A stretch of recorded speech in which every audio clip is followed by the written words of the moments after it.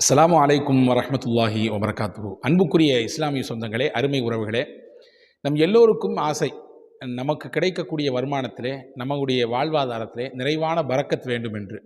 யாரும் பரக்கத் வேண்டாம் என்று நினைக்கக்கூடியவர்கள் இல்லை.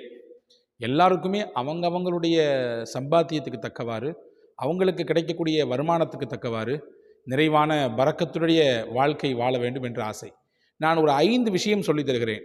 இதை நீங்கள் வாழ்க்கையில் பின்பற்றுவீர்களேயானால் நிச்சயமாக அல்லாஹ்வினுடைய பரக்கத்தை நிறைவாக நம்முடைய வாழ்வாதாரத்திலே, நம்முடைய ரிசுக்குகளிலே காணலாம். நம்பர் 1, அல்லாஹ் சொல்கிறான், இறையச்சத்துடன் வாழ்வதற்கு நீங்கள் முயற்சியுங்கள். உங்கள் வாழ்க்கை இறையச்சத்தை அடிப்படையாக வைத்து இருக்கட்டும். அல்லாஹ் பார்க்கிறான் என்ற உணர்வோடு நீங்கள் வாழுங்கள். நீங்கள் சம்பாதிக்கக்கூடிய சம்பாத்தியம் குறைவாக இருந்தாலும் அதிலே அல்லாஹ் பரக்கத் செய்து விடுவான். குர்ஆன் சொல்கிறது, வலவ் அன்ன அஹ்லுல் குர்ஆ ஆமனு வத்தகவ் லஃபதஹ்னா அலைஹிம் பரக்காத்தி மினஸ் ஸமாஇ வல் அர்து.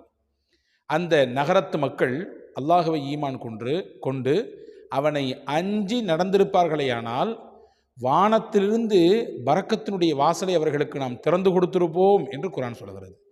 அப்போ ஈமான் கொள்வதோடு மட்டுமல்ல, இறை அச்சம் என்பது இஸ்லாம் நமக்கு கற்றுத்தரக்கூடிய மிக முக்கியமான விஷயம். அல்லாஹுவின் பயம், எல்லா நேரத்திலும் எங்கிருந்தாலும் அவன் பார்க்கிறான் என்ற உணர்வு, இது பரக்கத்தை பெற்றுத்தரும். 1. 2வது காரியம், நம்முடைய வாழ்க்கையில் நாம் அன்றாடம் செய்ய வேண்டிய விஷயம் பரக்கத்திற்கு, நாம் அல்லாஹ்விடத்திலே பாவ மன்னிப்பு கேட்க வேண்டும். நீங்கள் பார்க்குறத பார்த்தா நாங்கள்லாம் என்ன அப்படியா பாவம் செஞ்சிட்டு இருக்கிறோம், எங்கள்கிட்ட என்ன இவ்வளோ பாவமாக இருக்குது என்று நினைக்கலாம். பாவம் செய்தவர்கள்தான் மன்னிப்பு கேட்க வேண்டும் என்பது அல்ல. நாம் கேட்கக்கூடிய பாவ மன்னிப்பு நம்முடைய பாவங்களை போக்குவதோடு மட்டுமல்லாமல் நம்முடைய அந்தஸ்தையும் உயர்த்துகிறது, நமக்கான பரக்கத்தினுடைய வாசலையும் திறந்து வைக்கிறது. அல்லாஹ் குர்ஆனிலே சொன்னான், இஸ்தக்ஃபிரு ரப்பக்கும் இன்னஹு கான கஃபாரா. உங்கள் ரப்பிடத்திலே மன்னிப்பு கேளுங்கள், அவன் மன்னிக்கக்கூடியவன். அவன் மன்னித்தால் என்ன செய்வான்? அடுத்து சொல்கிறான், யுர்சிலி ஸமா அலைக்கும் மிதராரா வ இம்திதுக்கும் பி அம்வால் வ பனீன் வ யஜஅல் லக்கும் ஜன்னாத்தின் வ யஜஅல் லக்கும் அன்ஹாரா. உங்களுக்கு வானத்திலிருந்து மழையை கொடுப்பான் அவன் மன்னித்து விட்டால். உங்களுக்கு வாழ்வாதாரத்திலே நிறைவான அருளை செய்வான். உங்களுக்கான பிள்ளை பாக்கியத்தை தருவான். 3 விஷயத்தை எல்லாம் சொல்கிறான். அவன் பாவத்தை மன்னித்து விட்டால் இந்த 3ம் கிடைக்கும். மழை கிடைக்கும், அதனால் வறுமையும் பஞ்சமும் நீங்கும். உங்கள் பொருளாதாரம் கிடைக்கும், அதனால் உங்களிடத்தில் இருந்த ஏழ்மை நீங்கும். உங்களுக்கான குழந்தை பாக்கியம் கிடைக்கும், அதனால் இதுநாள் வரை உங்களிடத்தில் இருந்த அந்த ஒரு விதமான தவிப்பு நிலை மாறும். இதற்கெல்லாம் மூல காரணம் இஸ்திக்ஃபார் செய்யுங்கள். அப்போ ரிசுக்கை பெற்றுத் தருவதற்குரிய பரக்கத்தான வாழ்க்கைக்கு 2வது வழியாக மார்க்கம் சொல்கிறது இஸ்திக்ஃபார். 3வது முக்கியமான விஷயம், நமக்கு என்ன கிடைக்கிறதோ அதிலே ஒரு பகுதி, ஏதோ ஒரு சிறு விஷயத்தை நாம் சதக்கா செய்ய வேண்டும், தர்மம் செய்ய வேண்டும். தர்மம் செய்கிற பொழுது நம்முடைய வெளிப்புற தோற்றம் நமக்கு சொல்லித்தரும், நம்மிடத்தில் இருக்கக்கூடிய காசில் கொஞ்சம் குறையுது அப்படின்னு.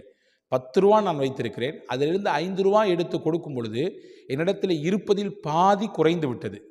100 ரூபாய் வைத்திருக்கிறேன், அதிலிருந்து 10 ரூபாவை எடுத்து கொடுக்கும் பொழுது இப்போ என்கிட்ட இருக்கிறது வெறும் 90 ரூபாய். ஆனால் வெளிப்புறத்தில் பார்க்கும்போது குறையிற மாதிரி தெரியும், ஆனால் அது குறையில. அல்லாஹ் கூட்டுவான், பரக்கச் செய்வான். யுருபி சதக்கான்கிறான் அல்லாஹ். உங்களுடைய சதக்காவை அல்லாஹ் வளர்ப்பான், நீங்கள் கொடுக்கும் தர்மத்தை அல்லாஹ் வளர்ப்பான்.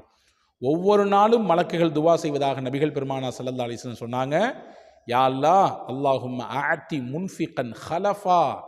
யார் செலவாளியாக இருக்கிறாங்களோ, யார் அடுத்தவங்களுக்கு செலவு செய்கிறாங்களோ, யார் தர்மம் கொடுக்குறாங்களோ அவங்களுக்கெல்லாம் நீ பகரத்தை கொடுத்துட்டே ஏறி அப்படின்னு சொல்லி மலக்குகள் துவா செய்வாங்க. அல்லாஹும்ம ஆத்தி மும்சிகன் தலஃபா.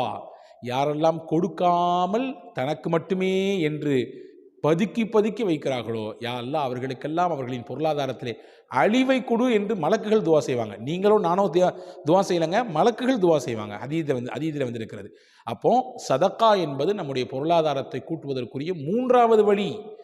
4வது வழி மார்க்கம் சொல்கிறது, உங்களுடைய உறவுகளை சேர்ந்து வாழுங்கள். உங்களுடைய உறவுகளை விட்டுறாதீங்க. சொந்த பந்தங்களுக்கு ஏதாவது கஷ்டம்னா போய் அவங்க கூட நில்லுங்க. அவங்களுக்கு உங்களுடைய பொருளாதாரத்தை கொடுக்க முடியாட்டியும் கூட அனுசரணையான வார்த்தைகளை கொடுங்க, ஆதரவான வார்த்தைகளை கொடுங்க, ஆதரவு குரல் கொடுங்க, அவங்கள அரவணைச்சிக்குங்க. இது வெளிப்புறத்தில் நீங்கள் உறவுகளை சேர்த்த மாதிரியும் ஆச்சு, மறைமுகமாக அல்லாஹ்விடத்திலிருந்து உங்களுக்கு ரிசுக்கை பெற்றுத்தரக்கூடிய வழியாகவும் ஆச்சு என்று நபிகள் பெருமானார் ஸல்லல்லாஹு அலைஹி வஸல்லம் சொன்னார்கள். அப்போ 4வது நாம் ரிசுக்கை பெருக்குவதற்கு, பரக்கத்தான ரிசுக்கை பெறுவதற்குரிய வழிகளில் பிரதானமானது உறவுகளை இணைந்து கொள்வது. 5வது முக்கியமான விஷயம், வீடுகளில் நிறைவேற்ற வேண்டிய முக்கியமான விஷயம், உங்கள் வீட்டிலே தொழுகையை நிறைவேற்றுங்கள். தொழுமிடமாக உங்கள் வீடு இருக்கட்டும். வீடு பாலடைந்த வீடு மட்டும்தான் பயமுறுத்தக்கூடிய வீடு என்று நினைத்து கொள்ள வேண்டாம். எந்த வீட்டில் தொழுகை, அல்லாஹுடைய திக்ர், இஸ்திக்ஃபார் போன்ற விஷயங்கள் இல்லையோ அதுவும் ஒரு பாலடைந்த வீட்டுக்கு சமம்தான். எனவே தான் அல் குர்ஆன் சொல்கிறது, வஅமுர் அஹ்லக பிஸ்ஸலாத்தி வஸ்தபிர் அலைஹா. நீங்கள் உங்கள் குடும்பத்தை தொழுகையை கொண்டு ஏவுங்கள், அதிலே நீங்கள் நிலையாக நிலைத்து நில்லுங்கள், பொறுமையாக நீங்கள் அதை கடைபிடித்து வாருங்கள் நிலையாக. லா நஸ்அலுக ரிஸ்கா, உங்களிடத்தில் நாம் ரிசுக்கை கேட்கவில்லை, நஹ்னு நர்சுகுக், நாங்கள் தான் உங்களுக்கு ரிசுக்கை தர்றோம் அல்லாஹ் சொல்கிறான். அப்போ குடும்பத்தில் மகிழ்ச்சி பெறுவதோடு மட்டுமல்லாமல் நீங்கள் சம்பாதிக்கும் சம்பாத்தியம், நாம் உழைக்கும் அந்த உழைப்பில் நிறைவான பரக்கத். ஒன்றை புரிஞ்சுக்குங்க, நிறைய காசு பணம் இருக்கிறது தான் பரக்கத் என்பது கிடையாது. குறைவான காசு பணமாக இருந்தாலும் அதிலே நிறைவான வேலைகள் நடைபெறுமையானால் அது பரக்கத்திற்கான மூலதனத்தை பெற்றுவிட்டது என்று பொருள். எனவே பரக்கத்தை பெறுவதற்கு 5வது முக்கியமான வழி, வீடுகளில் தொழுகை நடத்தப்பட வேண்டும்.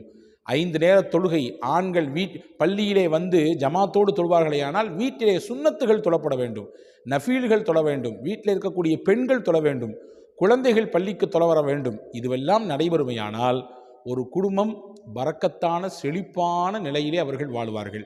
இன்றைக்கி பெரிய பிரச்சனையாக இருக்கிறது என்னென்னா, வீட்டில் பரக்கத்தில் எங்களுக்கு சம்பாதிக்கிறதே பத்த மாட்டேங்குது, மாதத்தினுடைய இறுதி வர்றதுக்கு முன்னாடியே என்ன ஆகி போகுதுன்னா நாங்கள் கையை பிசையக்கூடிய சூழல் ஏற்படுது, என்ன சம்பாதிச்சாலும் ஒரு விதமான பத்தாக்குறையே நிற்கிறது என்று சொல்லக்கூடியதை நிறைய இடங்களிலே கேட்கிறோம்.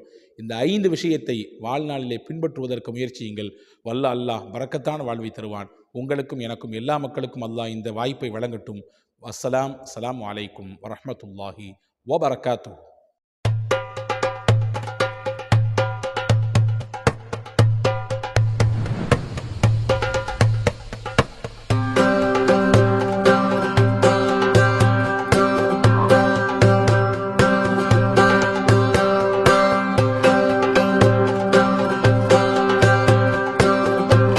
Kareem's Biryani Paradise at Liberty and Catering Services, கோடம்பாக்கத்தின் அறுசுவை அடையாளம்.